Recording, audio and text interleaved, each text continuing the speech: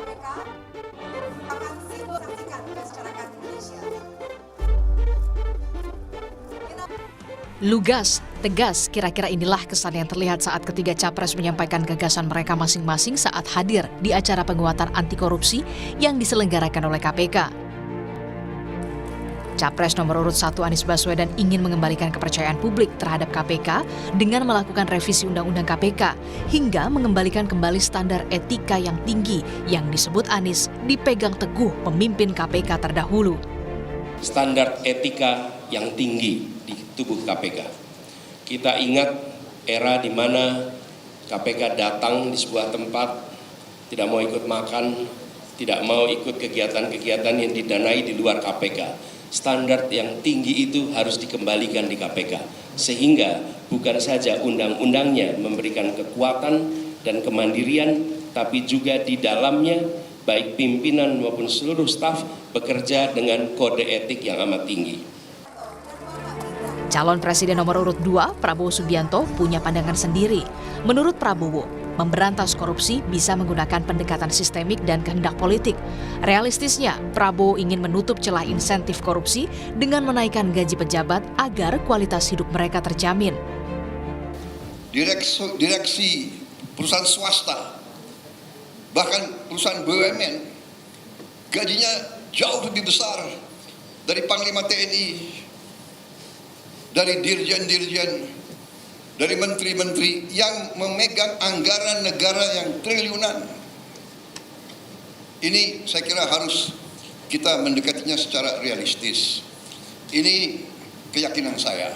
Jadi kita perbaiki kualitas hidup, kita tingkatkan gaji-gaji semua pejabat, semua penyelenggara negara. Kita mampu, saya sudah hitung dengan tim pakar saya. Sementara gagasan Capres nomor urut 3 Ganjar Pranowo lebih menyoroti soal penindakan koruptor yang disebut Ganjar harus punya efek jera dimiskinkan hingga ditempatkan di lapas Nusa Kambangan.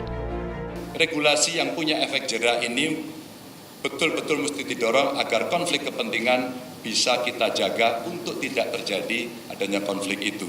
Dan tentu saja menegakkan kode etik, lalu mengawasi kekayaan yang tidak sesuai dengan profil tadi di LHKPN, dan meminimalisasi rangkap jabatan. Dan lalu, kalau itu tidak jera, deterrent efeknya adalah memiskinkan koruptor. Saya kira Nusa Kambangan tempat terbaik untuk itu. Pimpinan KPK berharap siapapun pemimpin yang terpilih nanti bisa menjadi panglima pemberantasan korupsi. Pada kesempatan ini kami ingin menyampaikan beberapa hambatan penting yang menurut kami dapat diselesaikan dengan komitmen yang kuat dari Presiden dan Wakil Presiden yang terpilih nantinya. Kami percaya ketika terpilih nanti, Presiden akan menjadi panglima pemberantasan korupsi, yang akan memimpin para pembantunya yang akan mengkoordinasikan partai politik baik dari koalisi pendukung maupun partai politik lainnya untuk bersama-sama dengan elemen masyarakat melakukan pemberantasan korupsi. Pemberantasan korupsi di Indonesia tentu diharapkan tak hanya sekedar janji-janji belaka, butuh realisasi nyata agar penegakan korupsi kembali jadi panglima. Tim Liputan, Kompas TV. Pemimpin negeri yang terpilih pada pemilu nanti punya PR yang besar untuk bisa mengembalikan kepercayaan publik yang terlanjur runtuh karena sejumlah kasus yang menjerat pimpinan KPK. Lantas, apa yang harus dilakukan Presiden terpilih nanti kita akan bahas sore hari ini di Rumah Pemilu bersama dengan Ketua KPK periode 2011-2015 Abraham Samad dan juga mantan penyidik KPK Yudi Purnomo. Selamat sore Bapak-bapak, selamat sore Pak Abraham, selamat sore Mas Yudi. Saya langsung ke Pak Abraham Samad dulu yang pertama. Setelah melihat penampilan adu gagasan dari 3 capres pada saat acara Paku Integritas yang diselenggarakan KPK, siapa yang paling memenuhi trisula pemberantasan korupsi menurut Anda Pak Abraham? Pertama kalau kita melihat ya secara jujur, setelah kita membandingkan ketiga calon ini, semua mengatakan ingin mengembalikan KPK seperti dulu, menguatkan dan menjadikan lembaga KPK seperti dulu menjadi lembaga yang independen, yang terbebas dari kekuasaan eksekutif, legislatif maupun yudikatif. Ketiga-tiganya menyatakan begitu. Tapi hanya satu yang menyatakan bahwa untuk mengembalikan KPK seperti dulu sebagai lembaga independen, yang harus dilakukan adalah merevisi undang-undangnya, memperbaiki undang-undangnya kembali, yaitu pasangan paslon nomor 1 yaitu Anies Baswedan. Dua paslon lain tidak menjelaskan cara mengembalikan KPK seperti dulu. Ya, jadi walaupun dia menyatakan paslon 2, paslon 3 menyatakan bahwa ingin mengembalikan KPK seperti dulu yang independen dan kuat, tapi dia tidak menjelaskan bagaimana cara mengembalikan KPK seperti dulu. Tapi kalau paslon nomor 1 dia menjelaskan cara mengembalikan KPK seperti dulu dengan cara merevisi, merubah undang-undang KPK tahun 2019. Jadi itu clear ya, ada cara yang disampaikan. Kemudian yang kedua, saya ingin mengkritik sedikit apa yang disampaikan paslon 2 bahwa salah satu cara untuk menekan angka korupsi yaitu menaikkan gaji pejabat. Sebenarnya kita harus bedakan dulu. Kesejahteraan ya aparatur. Ya, kesejahteraan. Ini tidak terlalu tepat karena kita harus melihat dulu korupsi apa yang terjadi di Indonesia. Kalau ternyata korupsi yang terjadi di Indonesia itu lebih banyak yang sifatnya grand corruption, maka solusinya bukan menaikkan gaji pejabat, karena grand corruption adalah terjemahan dari korupsi yang besar yang dilakukan oleh pejabat dan kejahatannya, korupsinya itu jumlahnya besar. Oleh karena itu, kalau pejabat melakukan korupsi bukan karena mereka gajinya kecil, enggak. Contoh bupati, gubernur, pejabat eselon 1, dirjen, itu semua gajinya sudah memadai, walaupun bukan berarti berlebihan, tapi sudah cukup untuk menghidupi kehidupan mereka. Jadi nggak perlu dinaikkan gajinya, karena kejahatan atau grand corruption itu disebabkan oleh yang kita sebut corruption by greed. Orang korupsi karena keserakahan. Kalau pejabat, bupati, gubernur, eselon 1 korupsi, itu dia korupsi bukan karena kebutuhannya tidak mencukupi, tapi karena dia serakah. Jadi berarti solusinya bukan menaikkan gaji. Kalau untuk menaikkan gaji itu adalah kalau korupsi itu korupsi yang kategorinya petty corruption, yaitu korupsi-korupsi kecil. Karena korupsi-korupsi kecil itu dilakukan oleh pegawai-pegawai kecil, misalnya pegawai di kelurahan, polisi lalu lintas yang ada di jalan, dan itu merusak pelayanan publik. Nah, kalau itu terjadi, korupsi kecil, petty corruption, itu baru solusinya menaikkan gaji pegawai. Tapi pegawai Pak Abraham, maaf saya potong, itu kan kalau dari sisi independensi dan juga untuk gagasan disampaikan oleh Capres nomor 02 ya. Kalau misalnya untuk bisa mengembalikan kepercayaan publik yang jadi penting nanti untuk diutamakan, mengembalikan kepercayaan publik kepada Komisi Anti Rasuah ini apa? Melihat dengan apa yang terjadi sejumlah kasus yang menyeret nama pimpinan KPK, ada Lili Pintauli Siregar, kemudian juga Firly Bahuri, dan yang terbaru adalah 93 pegawai yang diduga terlibat pungli. Mana paslon yang paling mendekati realistis untuk bisa mengembalikan kepercayaan publik? Ya, tadi itu Pak Anies juga mengatakan mengembalikan standar etika dan moral pegawai KPK. Kalau kita ingin mengembalikan standar etika dan moral, maka itu kita berbicara masalah rekrutmen. Pertama, rekrutmen komisioner, pimpinan KPK itu harus diperbaiki, dan rekrutmen para pegawai KPK. Kita tidak boleh lagi melakukan rekrutmen pimpinan KPK yang bermasalah atau yang moral atau standar integritasnya itu rendah. Seperti kemarin kita merekrut para komisioner. Jadi rekam jejak ini penting ya untuk bisa difilter ya. Ya, jadi begini, seperti kemarin kita merekrut ya standar integritas para pimpinan KPK yang rendah. Firly, Lili, Alex, Gufron, Tanak, itu semua mempunyai standar etika yang rendah. Kenapa saya katakan rendah? Karena mereka sudah punya masalah dan dilaporkan pada Pansel dan juga DPR, tapi tetap dipilih. Berarti Pansel dan DPR pada saat itu menurunkan standar integritas, standar moral untuk bisa standar etika dari calon pimpinan KPK selanjutnya ya, begitu ya. Oke, ya. Pak Abraham, saya akan bergeser sedikit ke Mas Yudi. Mas Yudi sebagai bagian dari internal KPK, Ketua Wadah Pegawai KPK, apa yang perlu diperbaiki dari internal untuk bisa mengembalikan kepercayaan publik menurut Anda?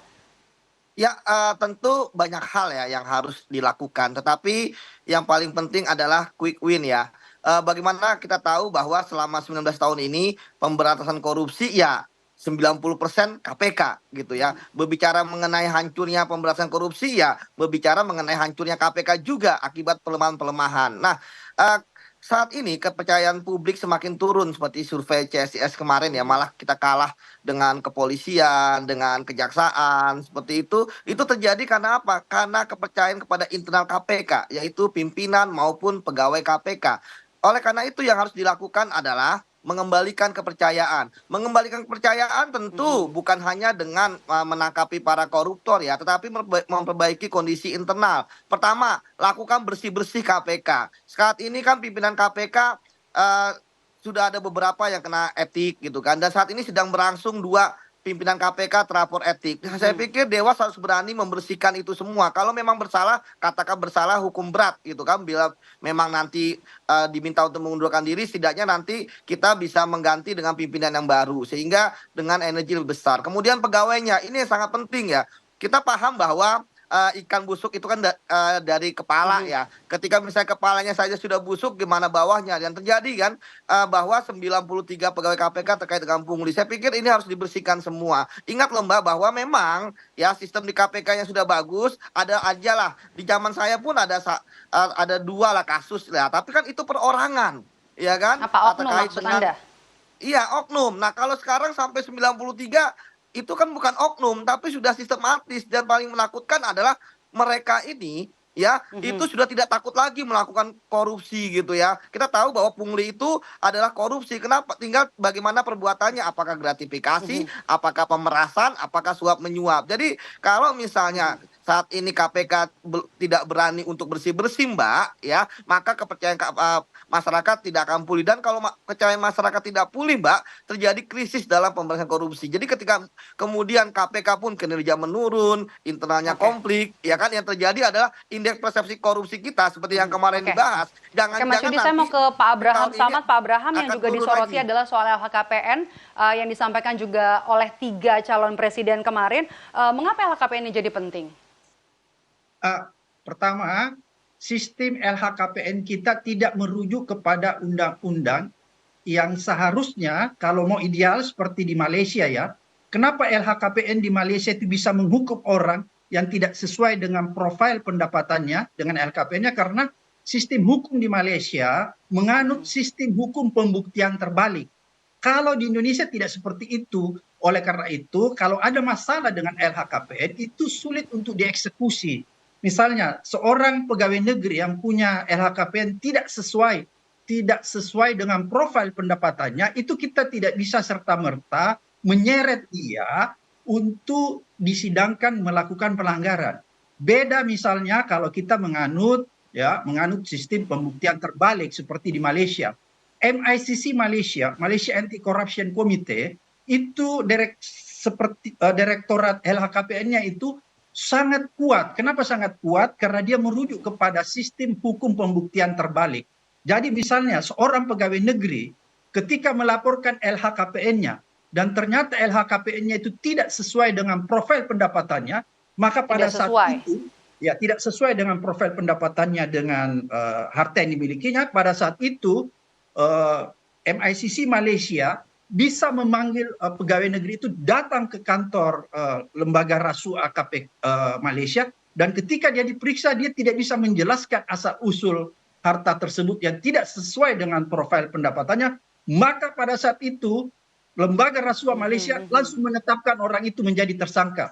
Kalau di Indonesia kita tidak bisa melakukan itu karena sistem hukum kita tidak menganut sistem hukum pembuktian terbalik. Jadi itu ada problem. Oleh karena itu, kalau kita ingin memperbaiki dari hulu hingga hilir pemberantasan korupsi, maka kita harus juga memperbaiki ada beberapa regulasi. Misalnya tentang sistem hukum pembuktian terbalik. Kemudian kita harus segera merampungkan undang-undang perampasan aset. Dan segera mengevaluasi remisi terhadap koruptor. Karena ini yang membuat koruptor tidak pernah jerah. Bayangkan orang yang diputus 12 efek tahun. jerah. Ya, nggak menimbulkan efek jerah itu remisi. Bayangkan orang yang diputus 12 tahun bisa mendapat remisi menjadi 6 tahun, dia cuma menikmati di hotel Prodia itu cuma 6 tahun. Jadi tidak ada efek jerah. Jadi ketika kita bicara tentang regulasi efek jerah, Oke, maka baik. kita harus menjelaskannya. Apa? Pertama misalnya membuat undang-undang perampasan Baik. aset, kemudian merubah undang-undang tindak pidana korupsi, batas minimal hukuman itu harus dibesarkan Oke. lagi. Kemudian yang ketiga menutup ruang remisi. Itu efek jerah konkret. Oke, saya mau ke Mas Yudi, Pak Samad, Mas Yudi, menurut Anda apa yang bisa memberikan efek jera untuk para koruptor? Menurut Anda pernah menjadi bagian dari KPK ya?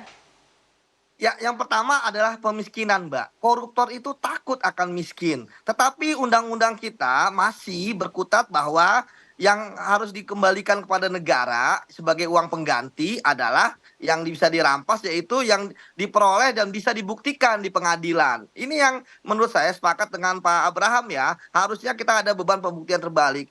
Kita lihat sekarang bagaimana fakta ketika koruptor keluar dari penjara. Pertama, dia masih kaya. Kemudian yang kedua disambut oleh para pendukungnya seperti pahlawan. Ya kita lihat bahkan yang terbaru kemarin ada seorang narapidana kasus korupsi dimakamkan ketika meninggal di Taman Makan Pahlawan. Artinya kan hal seperti ini menjadi permisif bahwa kok koruptor kayaknya hidupnya enak. Belum lagi bisa menjadi caleg, ya kan? Kita lihat ada berapa puluh caleg lah dalam pemilu kali ini yang dulu adalah mantan koruptor. Nah, jadi yang menurut saya yang harus dilakukan adalah pertama. Oke, berarti yang pertama harus dimiskinkan ya, Mas Ya, Yudi. yang Waktu kedua, saya mohon maaf Mas Yudi, saya tidak banyak. hukum Saya mau ke secara Pak Samad yang paling perlu jadi prioritas untuk pemberantasan korupsi, paling ada di nomor 3 lah, top 3-nya seperti itu. Menurut Anda apa, Pak Samad? Segera merevisi Undang-Undang KPK tahun 2019, kembalikan undang-undang minimal seperti yang lalu, dan menghapus sistem remisi kita agar memberikan efek jerah. Dan yang ketiga, segera mensahkan Undang-Undang perampasan aset supaya kita bisa memiskinkan koruptor. Itu konkret yang namanya efek jerah.